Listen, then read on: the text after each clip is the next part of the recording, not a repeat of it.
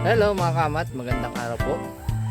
So, ngayong araw mga kamat ay nandito tayo sa piggery na ipinahiram sa atin ng kaibigan natin. So, share ko lang po sa inyo, no? Dati kasi ito ay nililinis lang natin at ngayon ay utay-utay nang nagkakalaman. So, halos mapuno na po ng laman. So, share ko lang po sa inyo, no? Yan. So, ito po yung ating matandang inahin mga kamat. Ito po ay 5 times nang nanganak. Ito po ay large white kaya medyo mahaba ang katawan.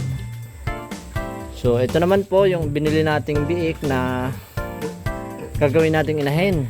Kita nyo po napakaganda. So lahi po nito ay Pitrin Landrace. Ano po? So napakabait na baboy. Talagang napakaamo. Ibang iba yung postura ng kanyang katawan kumpara sa large white. So ito naman pong isa ay large white din mga kaamat. So ito po ay anak ng ating matandang inahin at ito po ay buntis. Ito po ay malapit ng mga anak. Next month anak na yan. So muli po dahil sa mga taong nagtitiwala sa atin, sa aking mga kamag-anak, sa aking kapatid, sa aking kaibigan, ay maraming salamat sa patuloy na pagtitiwala nila, ano. So ito po yung ating mga alaga naman na pat. Yan po. So bali ito po ay anak ng ating matandang inahin. Tanyo gaganda, 2.5 months. Tapos ito po ay binili natin. So hanggang dulo po yan mga kamat. May laman na yan at isang pitak na po ang wala.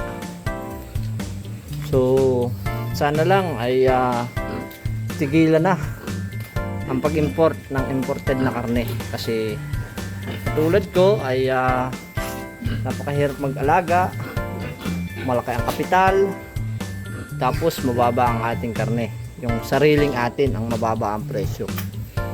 Kaya sana itigilan na yung pag-angkat-angkat na yan kasi hindi naman totoo na kulang ang supply ng baboy sa Pilipinas. Hindi kasi alam ng mga nasa DA kung gaano karami ang meron na backyard, yung mga hindi nakalista sa kanila. At saka syempre alam nyo na, para sa pera kailangan ay maka-kickback. So ito naman po binili natin 20 heads. Yan po.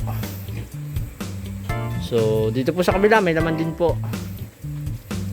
Ito yung 26 heads naman po mga kaamat. So ito pong sumunod na pitak wala pang laman. Ito po ibububungan na lang at plano ko pong lagyan na rin. Yan.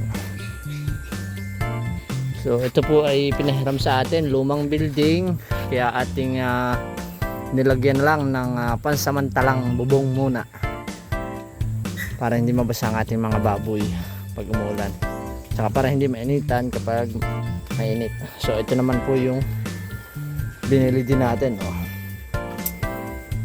So ito po bali ay 22 heads mga kaamat. Yan pa.